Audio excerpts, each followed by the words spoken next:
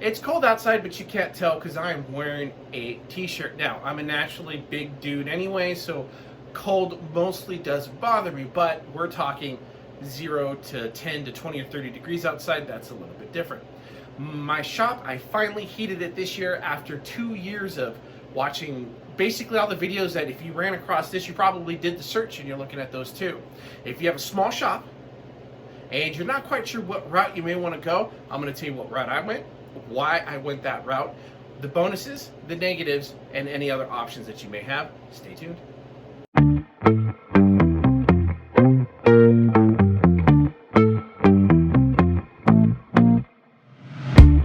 Once again, my name is Jesse. I want to welcome you to my shop. So this shop is about 20 feet long by 12 feet wide. It is basically one of those wooden things you could buy at one of your, it's a shed, really is what it is. But it can be insulated. It does have an electric panel. When I got it, before I got into woodworking, which was a little over a year ago, this was storage. And I'm going to see if I can find the picture somewhere, and if I am, you're going to see it right now. Welcome back.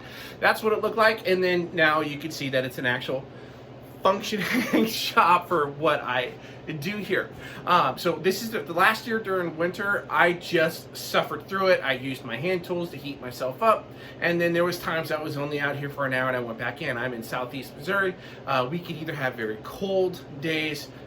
This winter's been like Powerball numbers. You just never know what you're going to get, but there has been cold days. And the most important thing for the heat for me was, one, I wanted to be able to come in here comfortably and either heat it up quickly or to be able to have it at a somewhat temperature. I don't mind paying a little bit extra on my electric bills or gas bills. I picked electric, so we'll go into that in a second. If it means that when I get out here, it's somewhat comfortable and I can make it more comfortable. Two, I wanted to make sure my glues didn't freeze because who wants to keep spending money on glue? And then I use those all the time, as you do too. And three, I am now drying wood in here, so I wanted it to be better than outside. Didn't have to be much better, but as long as it is better than outside, then come springtime I can put it outside, summertime I can put it outside. But if you can maintain the temperature in your shop all year round with both your heating and your cooling options, then you're more likely to get a nice drying effect, which means it's going to be flat. There's not going to be any curves or bows. And then you still have wood that's already dried that you buy either off the shelf or at lumber yards or at hardware dealers, and you don't want those to warp. MDF, I have MDF in here. I don't want that to get damp. So between the two, I'm able to have it at a pretty consistent window. It's not at a consistent temperature, but it's at a consistent window. It works fantastic. So let me show you what I did. All right, so there's basically three types of heat that you can get into your shop if it's not attached, like an attached garage or a basement where there's just the natural heater from the house. And that's electric, gas, and basically wood burning. Now, I didn't go with wood burning because wood burning is something that you do right then and there. Same thing with gas, actually. I wanted something to keep my glues from freezing over. I did build, you can see the light right here. I did build a light, and the problem is I forgot to screw holes into those. So the heat, the radiant heat for the light would go all the way down. It did keep this portion hot, just barely hot enough, but not these lower portions. And before I drilled into my nice shelving here, because this is one of my favorite things that I've made, then I just went ahead and put heat in here because I figured, might as well keep myself from freezing instead of just my glues. So the problem with wood is that, one, you have to have a supply of wood, and I'd rather do other things with it, like build and things like that. Two, it only heats it up when you're in here, and it's a constant thing you gotta maintain. Three, there's a big footprint. So this is already a small shop. If you watch my shop tour video, you know I don't have a whole lot of space to begin with, and I didn't want to not waste it because heat's important, but basically waste it on a footprint for something that I could put up in the air. So that leaves gas and electric. I didn't do gas, one, because just the dangers. I have special needs kids at home. I didn't want someone coming into the shop when I wasn't here, bumping into it, letting the gas out, boom, it explodes. My kids are in the backyard. I think about weird stuff like that. So I'd rather just avoid gas altogether if possible. And two, I can't leave it running all the time. So I can't even keep it to an ambient temperature of 35, 40 degrees because that's dangerous. So that left electric. Problem with electric is it's pricey. You can find a lot of radiant heat. You can even find infrared. I have one of those. It cost the same amount as that one, and it did nothing. I mean, I had it all of last winter. It was free to me because I got it from my dad when he passed away, and it did nothing. And my dad had one of the ones that, you know, one of the propane ones, but it was stolen. So the one that I was left with didn't do nothing. This thing here works like a charm. Now, I wasn't able to do an unboxing video. I don't have a how-to video on how to put it up. It's pretty self-explanatory. Once you get the electric done, you just put it in a spot. Make sure it's so many inches away from each corner, which it will tell you there.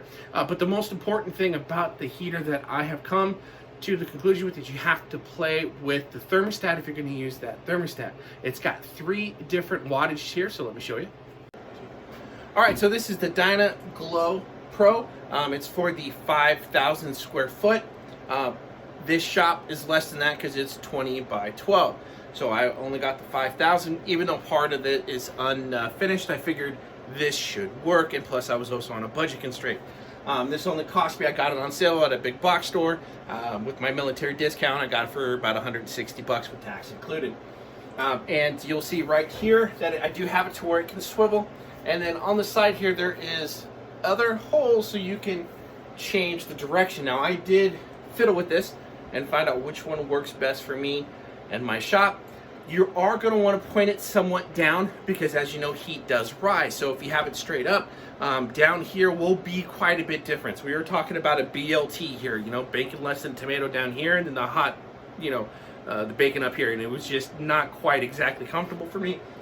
So I went ahead and put it down a little bit down a little bit in a downward direction. That got the heat flowing a little bit, plus that's where my wood's drying anyway. So there's still a difference, of course, but it's not as bad.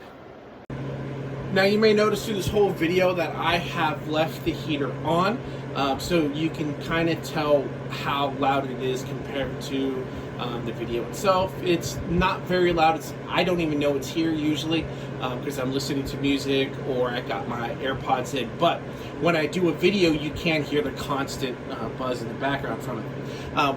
What I wanted to show you here is before we take the temperature, and you can see the difference between the two. This one particular here, this is the one with the built-in thermostat.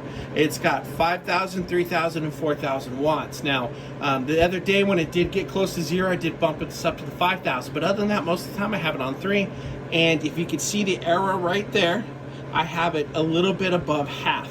Now, this is technically, the thermostat is supposed to shut off when it gets to that temperature. Because it's so cold here, if it does it when I'm not in here. All right, so we're gonna check the temperature real time right now. Now, I am horrible with technical scientific names, so I think this is called a primeter. All right, so what we're gonna do here is I'm gonna pull my, I don't know if the technical name is diode, but I like to be fancy, so that's what we call it. This one here says number 1. I have this rigged to where the alarm goes off if it's below, I think, 20 degrees. So let's stick this outside. So we're gonna stick it in there so it's gonna get the outside temperature. Now I have not plugged this in yet because we're gonna see real life what the temperature is between the two. And I'm gonna plug it in over here. Now this diode is gonna give me my inside temperature. We're gonna look at a couple different places. The first one we're gonna do is my most used place, which is over here by my jointer. This is where I do most of right in front of my big, where all my tools are. So that's where we're gonna put it. Never mind the googly eyes, that's for some Instagram silliness that if you're part of my Instagram, you will see it. If not, then join. All right, so the outside temperature is 33 degrees, the inside temperature is 71. You're talking about almost a 40-degree difference between the two, which is fantastic. All right, so that's a 40-degree difference, and remember that it is just on 3,000 watts. It's not on the 4, it's not on the 5, and we'll overestimate just to be on the safe side and assume it's at about 3/4 strength power. Now this is on the about, like I said, I have it about 6 to 8 feet away from the heater. The next temperature we're going to show you here is if on the other end of my shop, it'd be closer to 15 feet away, and very similar to that area where is unfinished. So let's see what the temperature is there. All right, so here we are at the other end of the shop. 37 degrees outside, 61 degrees on the other end. So even way over here with the big garage door that I have not put insulation in, the unfinished corner, and the big just wooden door that has a big gap right up there, it still stays at 61 degrees when the outside is dropping down. Actually, it's getting colder to 35. So there's similar to about a 25 degree difference between the outside and inside, even way over here.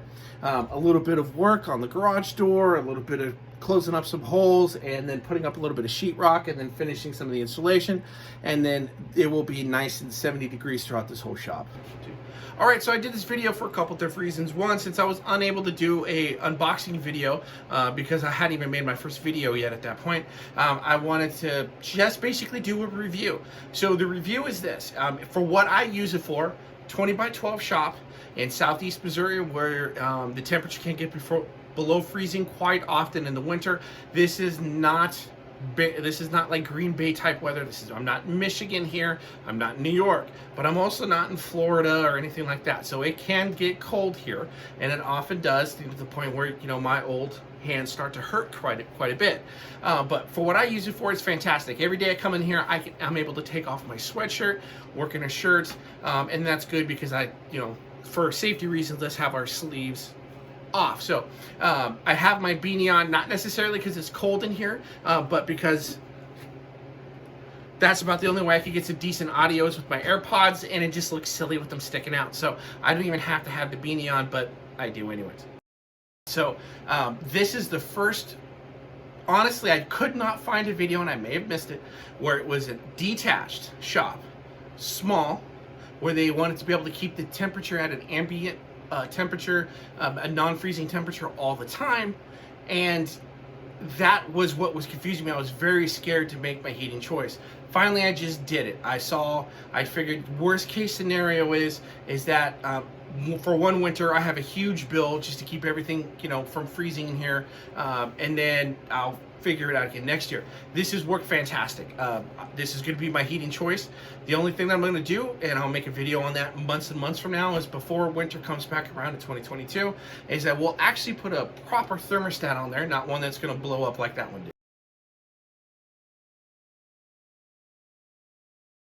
Jesse, I appreciate you stopping by for this video. I'm taking the time out for my build video. I'm still working on that. One thing I did learn is that making a build video is difficult, because not only do you have to build the thing, which if you're like me and you've only been doing this for about a year and a half, I take my time building anything because I don't want to mess it up. But two, because I can't tell you how many times I built something and I didn't press the camera, or I touched it 2 times and it didn't record, or I recorded myself setting up the shot but I didn't record the shot. There's also times that you scrap part of the project, you got to make changes, and then all the talking on camera, and then I try not to do it without a script, and it just comes off with me saying idiotic things sometimes, like make BLT and stuff like that. So some of that stuff gets scratched, but that's where we're at. So that video will be coming out soon. Please stand by for that. I want to thank you so much for your time today. Welcome to the shop, and make sure you get out there.